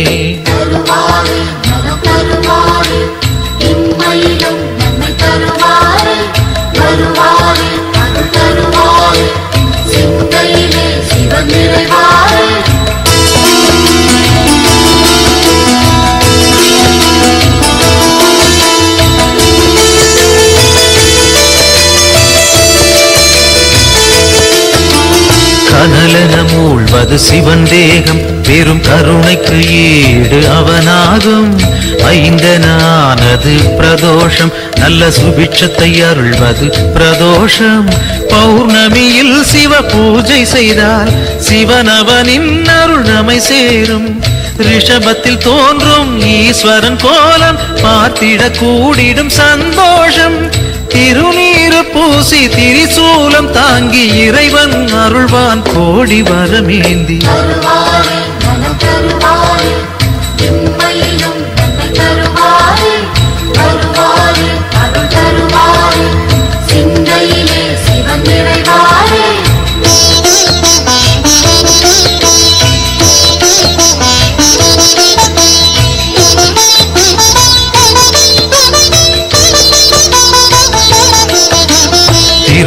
கோவில் வாசல் முன் தோன்றும் அந்த நந்தி தேவன் அருள் வேண்டும்.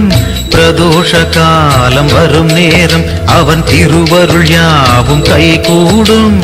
எம்பெருமான் வரும் வாகனமே எப்பொழுதும் நம் துணை வருமே. முன் நின்று நந்தியின் காதினில் கூறிடும் செய்திகள் சிவனது செவி சேரும். இம்மையில் நலம் தரும் சிவனது அருளால் எடுத்த செயல் யாவும் ஏற்றம் பல காணும்.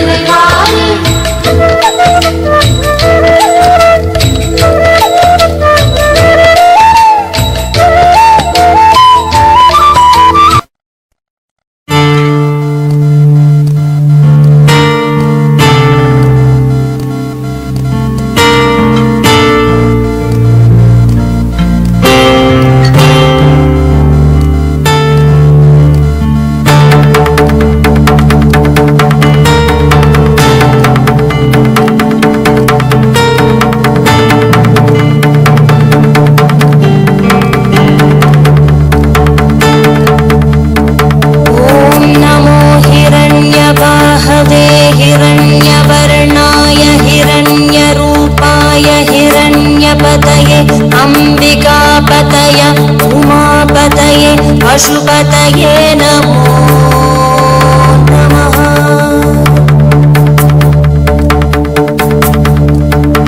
ॐ नमो हिरण्यवाहवे हिरण्यवर्णाय हिरण्यरूपाय हिरण्यपतये अम्बिकापतय उमापतये पशुपतये नमो नमः।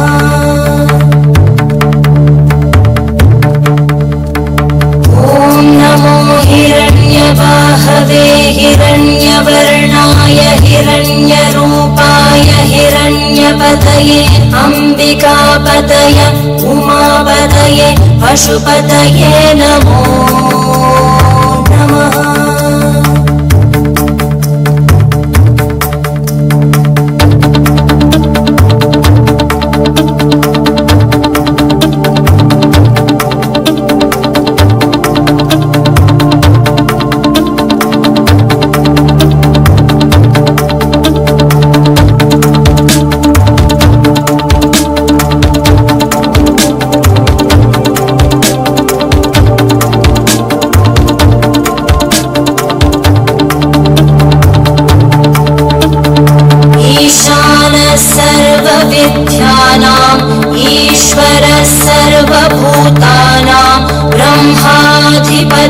ब्रह्मणोऽधिपति ब्रह्मा शिवो मे अस्तु सदा शिवो।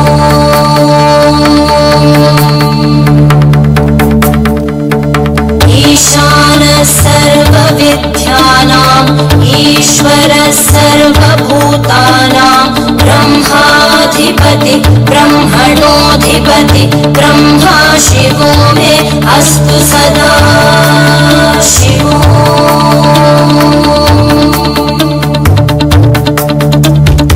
ईशानः सर्वविद्यानाम् ईश्वरः सर्वभूतानां ब्रह्माधिपति ब्रह्मणोऽधिपति ब्रह्मा शिवो मे अस्तु सदा शिवो।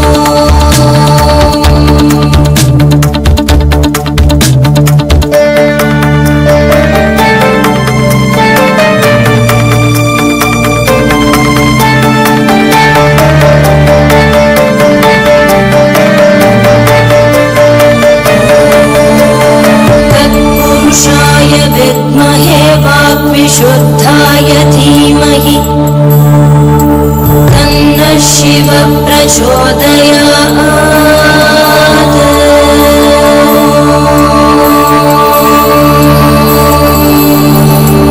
महादेवाय विद्महे रुद्रमूर्तये धीमहि तन्नः शिवः प्रचोदयात्।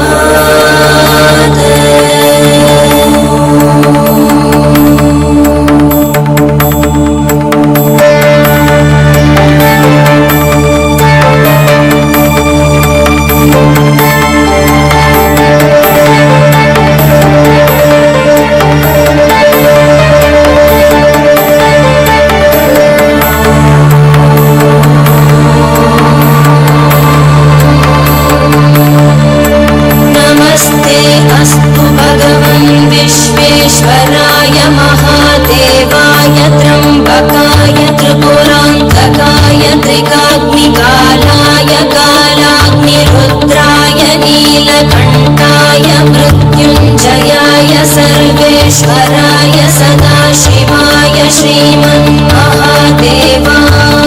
नमः।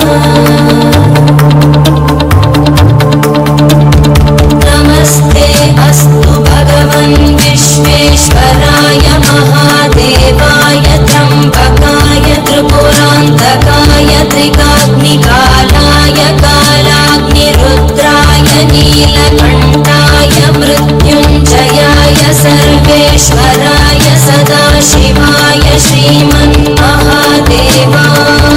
नमः। श्रीमन्महादेवाय नमः। श्रीमन्महादेवाय नमः।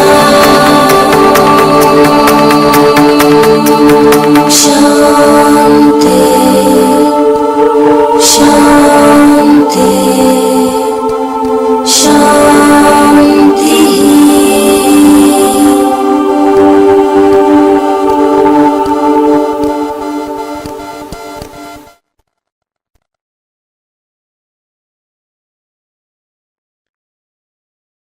ॐ सत्यो जातं प्रपद्यामि सत्यो जाताय वै नमो नमः। भवे भवे नाति भवे भवस्व मां भवोद्भवाय नमः। वामदेवाय नमो ज्येष्ठाय नमः श्रेष्ठाय नमो रुद्राय नमः कालाय नमः कलविकरणाय नमो बलविकरणाय नमो बलाय नमो बलप्रमदनाय नमः सर्वभूतदमनाय नमो मनोन्मनाय नमः।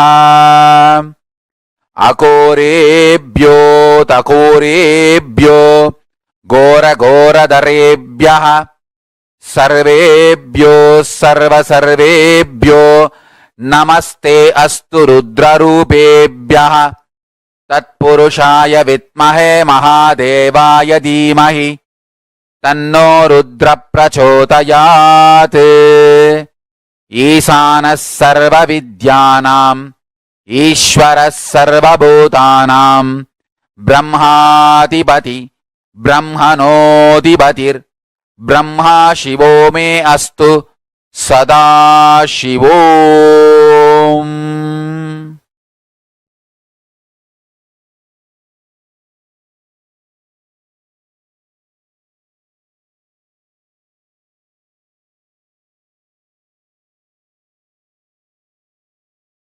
ॐ Nityanand Paramashivoham.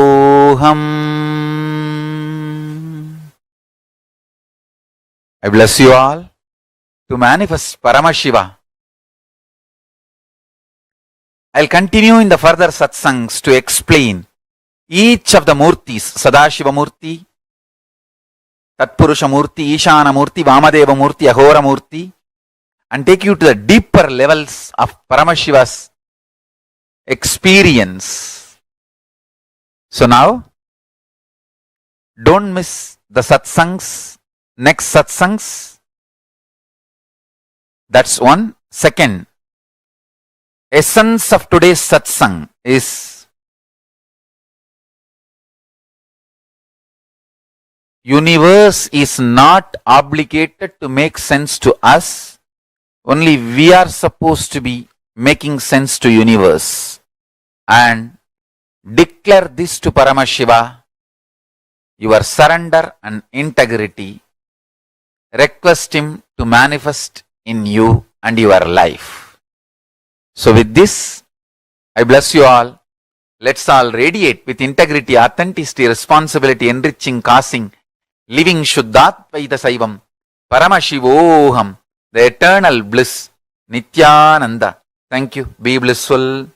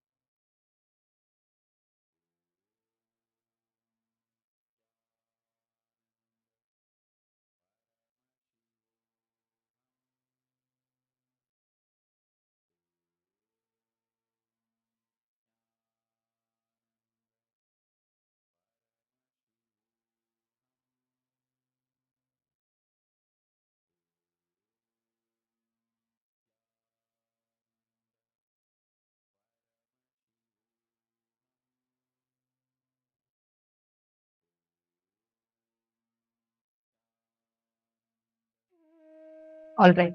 Now let's all enter into our manifestation.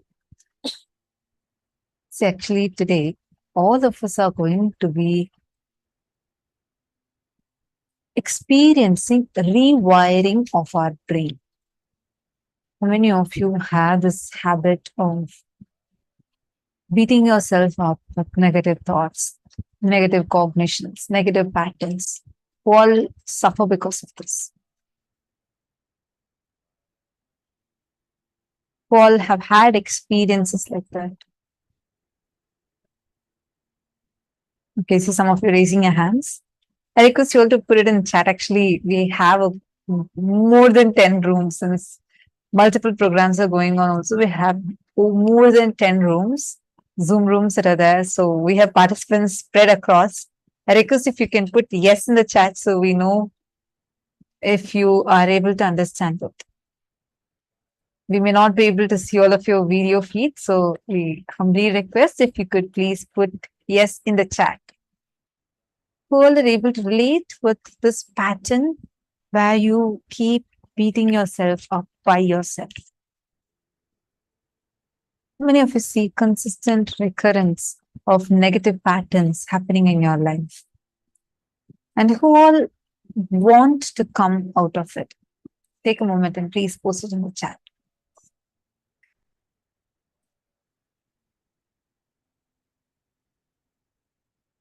See, understand. Okay, good. I see some of you recognizing it and saying, yes, you have. You want to come out of it. Wonderful. Every time you think in a certain manner, and again and again and again, think in the same manner, you are empowering a particular neural pathway in your brain. Are you all with me so far?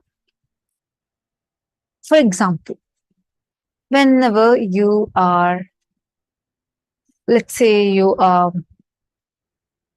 brushing your teeth, there is an automated action happening in your body. You pick up the toothbrush, you brush your teeth in a certain manner, and you wash your mouth, everything. Are you conscious of your actions at that time? Well, not really. This recurring patterns are getting stored. How is your body able to be in an autopilot mode at that time? How many of you have had situations like this? If you realize many of your other actions, what you call as negative patterns, also happen almost like it's in an autopilot mode. You see, there are only about 10 negative statements that you keep telling to yourself, but you do that over and over and over again and again and again. These types of patterns, why is it recurring in you? Because it has clearly formed a pathway, a neural pathway in your brain. Today, Swamiji is going to be breaking those neural pathways and rewiring, restructuring our brain through the initiation. So this is what we are going to be experiencing today. So now let us get ready to manifest the power of consciousness over matter. We are going to be doing the next round where you're going to be levitating objects in water. We all saw earlier how water responds to our thoughts. Now we are all going to be taking any light object that has certain buoyancy where it can go into the water, sink fully like an eraser, like you just chip off a small piece of eraser and you can put it into water. It will sink, but with your conscious will, it will definitely be able to raise up also. So you're going to now be doing this power manifestation. I request all of you to kindly bring a transparent glass or a cup where you are able to see through and fill it with water. And please place an eraser, very small piece of eraser into the water. Please do the setup now.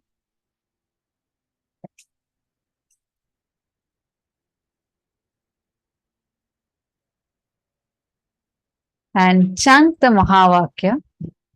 Now, through all your three eyes, intensely look at that object.